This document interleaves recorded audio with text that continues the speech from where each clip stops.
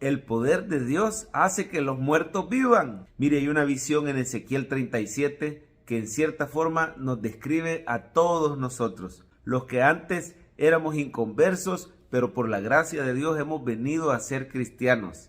Es como que estuviéramos muertos y el Señor sopló vida sobre nosotros y Él nos hizo nacer de nuevo, nos hizo resucitar, nos dio vida juntamente con Cristo. Si usted ve Ezequiel 37, ahí lo puede leer en casa, no lo vamos a leer ahorita en detalle. Hay una visión impresionante, el valle de los huesos secos. Dice Ezequiel que vio en visión un valle lleno de huesos completamente secos, o sea que tenían años de haber muerto las personas. Y estaban todos separados uno de otro, no habían cuerpos, eran simplemente huesos secos. Pero dice que el Señor le dijo, profetiza y que estos huesos oigan palabra de Dios y estos huesos van a vivir. Y mire lo que empezó a suceder, se empezó a pegar hueso con hueso, se empezaron a formar cuerpos humanos, comenzó a venir tendones, carne sobre ellos, piel, pero aún seguían muertos. Y el Señor le dice a Ezequiel, decile al Espíritu de Dios que sople de los 4 vientos y estos muertos van a vivir. Y cuando Ezequiel comienza a hablar palabra de Dios, viene el Espíritu Santo y le da vida a los muertos y se pone de pie todo un ejército de personas llenas de vida por el Espíritu de Dios. Dígame si no es cierto que esto es lo que nos pasó a nosotros los creyentes. Dice la Biblia que estábamos muertos en delitos y pecados.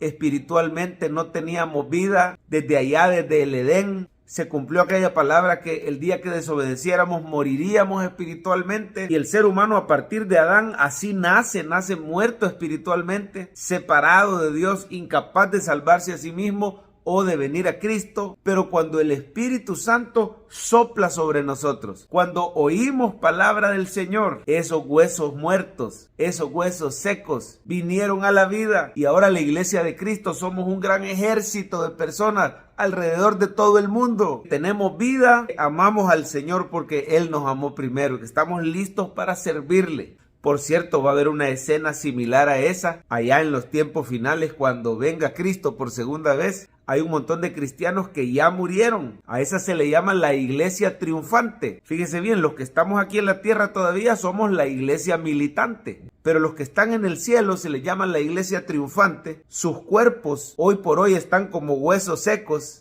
en los sepulcros y en la tumba, pero va a haber un día que van a oír la voz del Señor, vamos a oír esa trompeta y dice que los muertos en Cristo resucitarán primero, se nos van a dar cuerpos glorificados y vamos a hacer un ejército, una multitud que nadie puede contar y ahí vamos a tener cuerpos glorificados y vamos a librar una batalla en la cual el Señor va a vencer a sus enemigos. Recuerde que este mundo no ama a Cristo, este mundo no ama a la iglesia. Satanás es el enemigo de Cristo, es el enemigo de la iglesia y va a perseguir. Satanás y el mundo van a perseguir a los creyentes y le van a declarar la guerra a Cristo. En aquel día final va a haber una gran manifestación de esa persecución. Ya desde hoy el mundo nos persigue y Satanás ataca a la iglesia. Por eso se nos manda a que nos pongamos la armadura de Dios. Pero en aquel día final, cuando Cristo venga, el mundo le va a declarar la guerra a la iglesia y a Cristo. Eso aparece en Ezequiel 38. Ahí lo puede leer usted en casa. Se le conoce como Gog y Magog, que por cierto se menciona en Apocalipsis. Pero para no entrar en mucho detalle, solo basta con saber que va a ser una manifestación final, una gran manifestación de ese odio, de esa persecución, de esa guerra que el mundo y Satanás le van a declarar a los creyentes y a Cristo.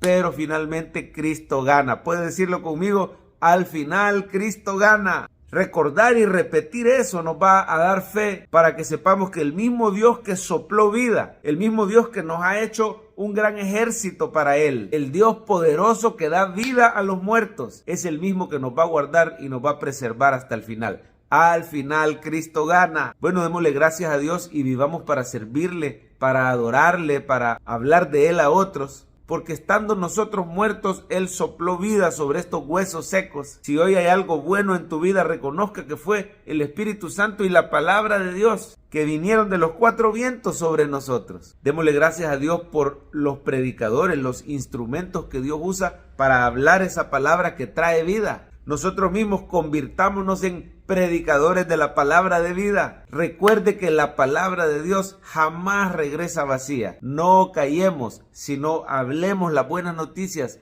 acerca de Cristo, porque cuando usted abre su boca hay un poder, hay un viento que sopla y que va a vivificar a los oyentes, va a respaldar esa palabra. La palabra de Cristo trae vida sobre todo el que oye. Usted hable la palabra sin temor y dejémosle el resultado al Señor. No pierda las esperanzas, porque hay parientes o seres queridos que no responden a la palabra. Sigamos clamando y sigamos creyendo que el Espíritu Santo es poderoso para traer vida. Y por último, tengamos paciencia en las persecuciones. La persecución contra la iglesia, las injusticias, solo van a ir arreciando hasta que lleguemos a esa gran batalla final. Pero el Señor nos guardará hasta el fin. Él nos preservará, Él nos cuidará y vamos a vivir la victoria con Él. Al final Cristo gana y reinaremos para siempre con Él. Confíe en el Dios que da vida a los muertos.